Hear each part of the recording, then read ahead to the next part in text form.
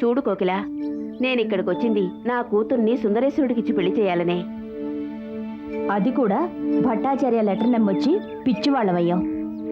వదిలేయండాక, వాళ్ళకి ఇంతకంటే మంచి సంబంధాలు వస్తాయి. అవును, ఊరికి వెళతామంటున్నారు, ఆ లాయర్ గారి విషయం తేల్చుకున్నారా? ఆ విషయం నన్ను అడక్కు కోకిల. నాకు ఏదీ దాచిపెట్టడం తెలీదు. మాట్లాడడం మొదలు పెడితే టపటప అంతా బయట పడిపోతుంది. తర్వాత నువ్వే బాధపడతావు చెప్పేశాను. సునంద, దాంతో ఏం చెప్పకే, పాపం చిన్నపిల్ల.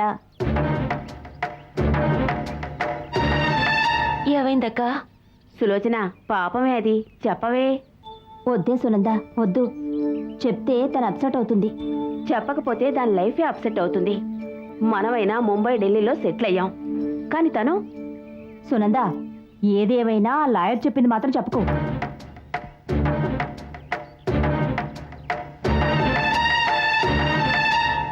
చెప్పక్క. పిల్లలు లేరన్న పాయింట్ని తనకు అనుకూలంగా మార్చుకుని గాయత్రిని చేసుకోవడానికి ఐడియా అడిగేట మీ ఆయన. ఆయన అలాంటి మనిషి అని నాకు తెలుసు. గాయత్రిని ఆయనకి ఎవరు ఇవ్వబోతున్నారట? సునంద, దానికి ఆ తాయితు విషయం చెప్పకే, పాపం దానికి పిచ్చి పట్టేస్తుందేమో. నువ్వు ఊరుకోవే. పాపం కోకిల. కోకిల, గాయత్రి వివాహం ఆగిపోవడం కోసం మీ ఆయన ఏదో తాయెత్తు మంత్రించుకొని తెచ్చాట, నీకు తెలియదా? నిజమా? కోకిల, నీ అక్కయ్యలుగా మేం చెప్పవలసింది చెప్పావు. తర్వాత నీ ఇష్టం, మీ ఆయన ఇష్టం. జాగ్రత్తగా ఉండు. ఏడవకు.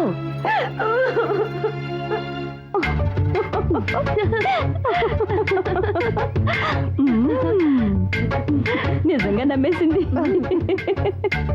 అక్క, ఇవాళ క్యాలెండర్లో అసుర సంహారం అని వేసింది. దాన్ని కోదండ సంహారంగా మార్చేస్తుంది ఈ వెర్రి కోకిల.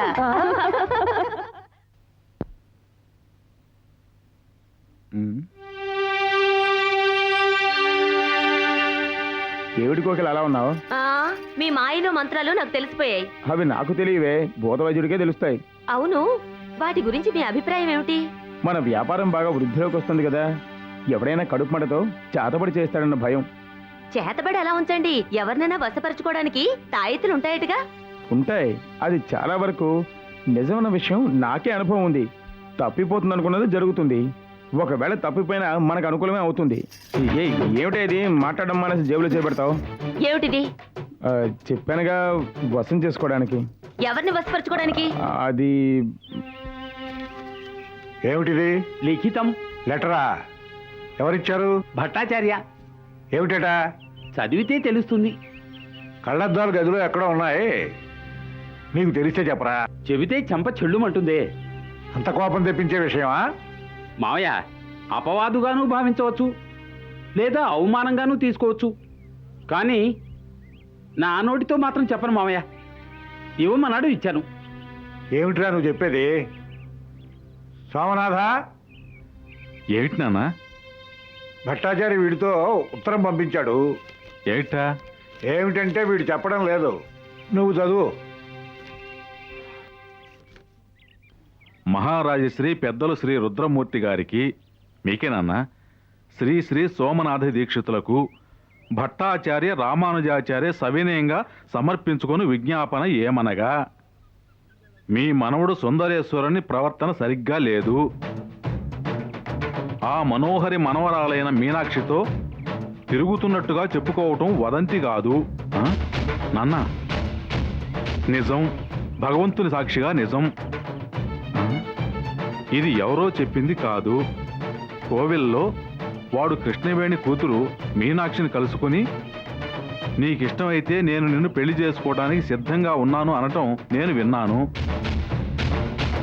నేను మా తాతయ్యని మా నాన్నని ఎదిరించైనా సరే నిన్ను పెళ్లి చేసుకుంటానని వాడు ఆ అమ్మాయితో అనటం విని నేను నిర్ఘాంతపోయాను. ఇది మీ నుంచి దాచేందుకు మనసు రాక రాస్తున్నాను. ఇట్లు దాసానదాసుడు భట్టాచార్య. దీనికేమంటావు? వీడికి ఇదే పని అయిపోయిందే. రే రామా, ఏమిట్రా ఇది? ఆ భట్టాచార్యకి అసలు ఇదేం బుద్ధి? నువ్వైనా చెప్పొద్దా? దీక్షితులు గారు, నేను చెప్పవలసినంత చెప్పాను. ఒరే వద్దురా, వాళ్ళు పెద్దవాళ్ళు, పెద్దవాళ్ళు గొడవలు నీకు వద్దు అన్నాను. అసలు వాడు వింటే కదండి. ఎందుకు అలా చేస్తున్నాడు? అయ్యా, వాడికి 40 ఏళ్ళు దాటిన 2 మరదళ్ళు ఉన్నారు, ఇంకా పెళ్లి కాలేదు. ఆ ఫ్రస్ట్రేషన్, ఇంట్లో పెళ్ళాంతో గొడవ, ఆ ఇరిటేషన్, దాంతో ఎవరు ఎక్కడ మాట్లాడుకున్నా కథ అల్లేస్తున్నాడు. అదీగాక మీకు తెలుసు, వాడికి మనోహర్ అంటే అభిమానం. ఆ భట్టాచార్య చేత్తో ఇక మీద ఎప్పుడూ మనం ప్రసాదం తీసుకోనవద్దు. ఏ అవసరానికి వాడిని మన ఇంటికి పిలవను వద్దు. వాడిని ఇంతటితో మన కుటుంబానికి దూరంగా ఉంచుదాం. మరోసారి ఆలోచించండి. ఏం అవసరం లేదు. ఆ భట్టాచారికి మా కుటుంబానికి ఇక మీద ఎలాంటి సంబంధం లేదు. మా గోత్రాన్ని కూడా వాడి నోటితో ఉచ్చరించకూడదు. వెళ్ళి ఆ భట్టాచార్యతో చెప్పు. వెళ్ళు. నేను వెళ్ళి నా నోటితో చెప్పడం కన్నా మీరే కబురు చేయొచ్చు కదా. మీరు రండి నాన్న. మామయ్య, నన్ను అబద్ధం చేసుకోకండి. దీక్షితులు మీరేనే చెప్పండి. వచ్చిన పని పూర్తయింది. ఖచ్చితంగా వర్కౌట్ అవుతుంది. మనోహర్ వస్తుంది, ఎదురు దెబ్బ తీస్తుంది. భట్టాచారి చెప్పారా? ఆ సుందరేశ్వరుడు వల్ల ఆ కుటుంబానికి అప్రదిష్ట అవమానం కలగకూడదనే ఉద్దేశం వల్లేరా ఆ ఉత్తరాన్ని నీతో పంపించాను. ఆ సుందరేశ్వరుడి మీద ఈర్షపడుతున్నానట. నాకేమిటంత అవసరం? వాడు మీనాక్షిని చేసుకోనేవు లేక కామాక్షిని చేసుకోనేవు.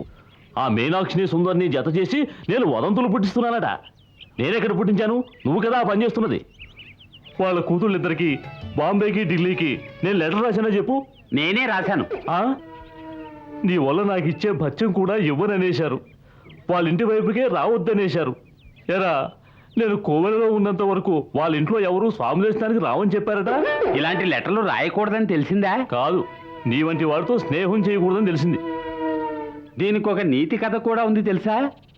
ఒక ఊళ్ళో ఒక చాకలివాడు ఒక గాడిదని కుక్కని పెంచాడట. వాటికి తిండే పెట్టడట.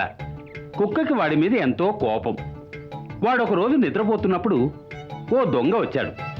కుక్క వాడిని చూసి మెదలకుండా పడుకుని నిద్రపోయింది. గాడిద ఊరుకోవచ్చు కదా. లేచి, ఏ కుక్క, విశ్వాసం లేదు, దొంగ వచ్చాడు, అరువు అంది. వాడు తిండి పెట్టినప్పుడు నేనెందుకు అరవాలి అంది కుక్క. గాడిదకి మనసాగలేదు. నువ్వు అరవకపోయినా పర్వాలేదు, నేను అరుస్తాను, నాకు స్వామి భక్తి ఉంది అని అరిచింది. నిద్ర చెడిన చాకలి వచ్చాడు. దుడ్డు కర్ర తీశాడు. వీర బాదులు బాదాడు.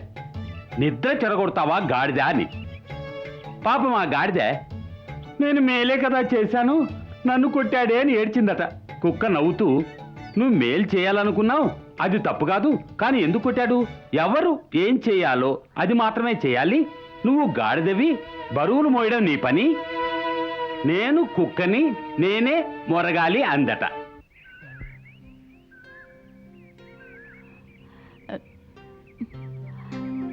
హాయ్. హాయ్.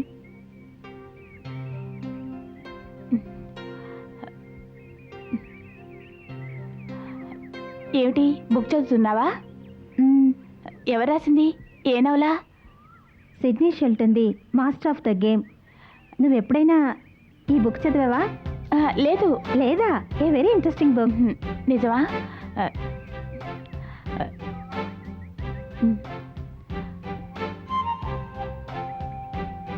నేను నిన్నొకటి అడగాలి. ఏమిటి? మన ఇద్దరం ఈ ఊరికి రావడం ఎంతో కోఇన్సిడెన్స్ కదూ?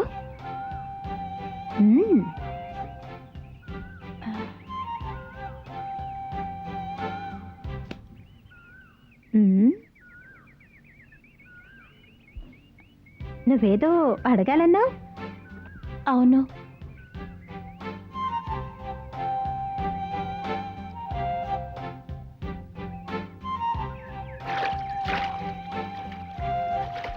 నేను మా అమ్మ ఇక్కడికి రావడానికి ఒక కారణం ఉంది. అలాగే కారణం ఉంది. సుందర్తో నిశ్చితార్థం కోసం. ఏమిటి? సుందర్ గురించి నీ మనసులో? ముందు నీ మనసులో ఉన్నది చెప్పు. నువ్వు కంగారు పడ్డం చూస్తుంటే నువ్వు సుందర్ని... చాచా, అలాంటిదే లేదు. మా అమ్మే... ఓహో. అయ్యో అయ్యో అయ్యో, నేనేం చేయను? కరెక్ట్గా 18 ఏళ్ళు ఉండాలట. దొరక్కపోతే 2 9తో అడ్జస్ట్ అవ్వచ్చు కదా. ఆగండి. ఎందుకు ఆపావు? కోకిలతో ఏం చెప్పారు? ఏం చెప్పాను? మీ లిటిగేషన్ నా దగ్గర చూపిస్తారా? తనకు ఆ రేఖ విషయం ఎందుకు చెప్పారు? ఒరేయ్, నన్ను ఇలా అపార్థం చేసుకోకరా. తనే నా దగ్గరకు వచ్చి అడిగింది. మా వ్యాపారం డెవలప్ కావాలి, మేము డెవలప్ కావాలి, ఏదైనా పూజ ఉంటే చెప్పండి అంది. అందుకు నేను, అమ్మ, మంత్రం తంత్రం ఇలాంటివి కొంచెం జాగ్రత్తగా తెలిసిన వాళ్ళతో చేయించాలి, అయినా నీకెందుకు, కోదన్న దగ్గర రేకుందిగా అన్నాను. చెప్పేసిందా మీ ఆవిడ? ఒరేయ్, నీ దగ్గర రేకుందని చెప్పానే గాని ఏ విషయంగా తీసుకున్నావన్నది చెప్పలేదు. గాయత్రిని బుట్టలో వేసుకోలేనేగా ఆ రేఖ నా దగ్గర ఉంచుకుంది. ఇప్పుడు తను అపార్థం చేసుకుంది. నిన్ను అపార్థం చేసుకుందా లేక నువ్వు తప్పుడు మనిషివని అర్థం చేసుకుందా? రే కోదండం, నిన్ను మొదటి నుంచి నాకు తెలుసు కదరా. ఇప్పటి పరిస్థితి తెలుసు కదా. అప్పటి పరిస్థితి గురించి చెప్తే నీ పరిస్థితి ఏమవుతుందో తెలుసా? అదే వద్దనేది. కోకిల అసలే సందేహ ప్రాణి. అది భార్య అనే పేరుతో నా భుజాల మీద ఎక్కిన భూతం అనాలి. వాళ్ళ అక్కలు ఉన్నారే, కుళ్ళు నక్కలు. అదేరా నీకు దొరికిన అవకాశం అనాలి. అవును, ఊరికే ఉన్నప్పుడు ఏం చేస్తావు? ఏమైనా లెక్కలు వేస్తుంటాను. మంచి అలవాటేలే. ఓ పని చెయ్యి, చేతిలో ఇనుపవసలు పట్టుకుని 1, 2, 3 అంటూ లెక్కెట్టు. ఎందుకు? ఎంత అమాయకుడిరా. ఎప్పుడైనా సరే మూర్ఛ వచ్చిన వాడికి, మోసం చేసిన వాడికి మొదట చేతికి ఇనిమివ్వడమే రివాజు. నిజమా? ఆ, ఇదంతా తెలియకుండానే నేను ఇవన్నీ చేస్తున్నా అంటారా? దారి చూపిన దేవత. ఆ, దారి అటు వెళ్ళాల్సింది నువ్వు, నేను కాదు. ఎవరు చేసిన కర్మ వారనుభవించక ఎవరికైనా తప్పదన్నా. తెలుసుకోవాయ్. ఇది నాకే కాదు, నీకు కూడా వర్తిస్తుంది. మీనాక్షి, త్వరగా రమ్మా, బస్సు టైం అవుతుంది. వస్తున్నాను చిన్నయ్య. వెళ్ళొస్తానండి. మంచిదమ్మా, వెళ్ళొస్తానమ్మాజీ. అమ్మ గౌరీ ఆంటీ ఇంటి దగ్గర నుంచి వస్తే చెప్పు. జాగ్రత్త. అమ్మని అడిగానని చెప్పు. ఉమ్, ఏ సహాయం కావాలన్నా సంకోచించకుండా అడుగు. మీ ఇద్దరికీ ఒక చిన్న సలహా ఇస్తాను. ఇదేమిటి అమ్మాజీ మొహవాటం లేకుండా ఇలా మాట్లాడుతోందని బాధపడకండి. మీరు స్నేహం చేయండి, తప్పు కాదు. కానీ ఓవర్గా ఉండకండి. ఒకరి కష్టాన్ని ఒకరు పంచుకోండి, అది తప్పు కాదు. కానీ ఒకరి అంతరంగ విషయాల్లో ఒకరు జోక్యం చేసుకోకండి. ఎవరి రహస్యాన్ని వాళ్లే మనసులో దాచుకోండి.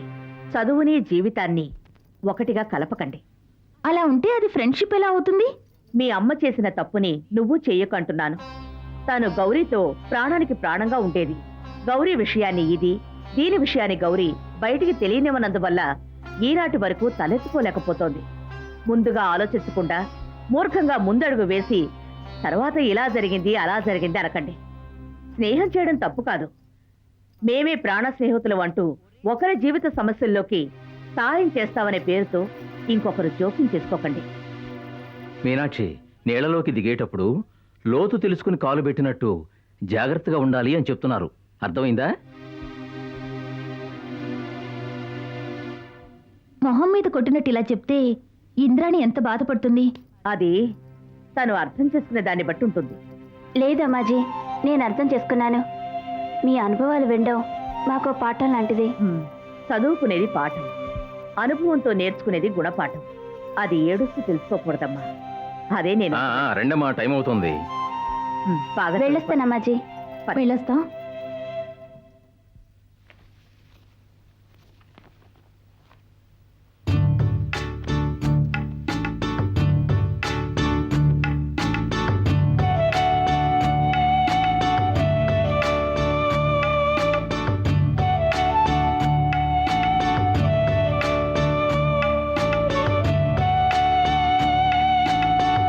హాయ్. సుందర్, హాస్టల్కి వెళ్తున్నావా? అవును. All the best. త్వరగా బయలుదేరు, లేదంటే మా అమ్మ నిన్ను హాస్పిటల్కి, అది మెంటల్ హాస్పిటల్కి వెళ్ళేలా చేసి పారేస్తుంది. నువ్వైనా నన్ను అర్థం చేసుకున్నావు. తను ఏదో విధంగా నీకు నాకు పెళ్లి చేయాలని చూస్తోంది. నేను నిన్ను భర్తగా ఎలా ఊహించుకోగలను? చిన్నతనంలో మనం కలిసి ఆడుకోవడం నాకు ఇప్పటికీ గుర్తుంది. Sorry, I can't digest. Soumya, మీ అమ్మ చెప్పిన దానికల్లా తలాడించేదానిలా కాకుండా ఓ తెలివైన పిల్లలా ప్రవర్తిస్తున్నందుకు ఐఎమ్ వెరీ హ్యాపీ. మొదట్లో నువ్వు మా అమ్మ చెప్పిన దానికి సరే అంటూ తలాడిస్తావేమో అనుకున్నాను. నాకెందుకో అసలు పెళ్ళంటేనే ఇష్టం లేదు. దాన్ని అర్థం చేసుకునే పరిపక్వత ఇంకా రాలేదు.